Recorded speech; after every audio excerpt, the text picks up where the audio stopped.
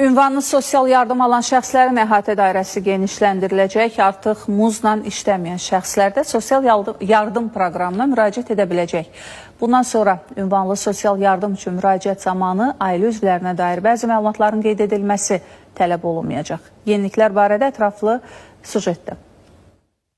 Ünvanlı sosial yardımla bağlı müraciət proseduru asanlaşıb. Bundan sonra yeni ünvanlı sosial yardım sisteminə giriş yalnız digital login üzərindən mümkün olacaq. Bu yenilik müraciətlərin olunması zamanı kənar şəxslərin vasitəçi kimi qanunsuz müdaxiləsinin qarşısının alınmasına xidmət edir. Vətəndaşlar digital logini heç yerə getmədən və sənəd toplamadan elektron qaydada qeydiyyatdan keçirməklə əldə edə bilərlər. Bundan sonra ünvanlı sosial yardım üçün müraciət zamanı ailəni təmsil edən şəxslərdən ailə üzvlərinə dair bir sıra məlumatların qeyd edilməsi tələb edilməyəcək.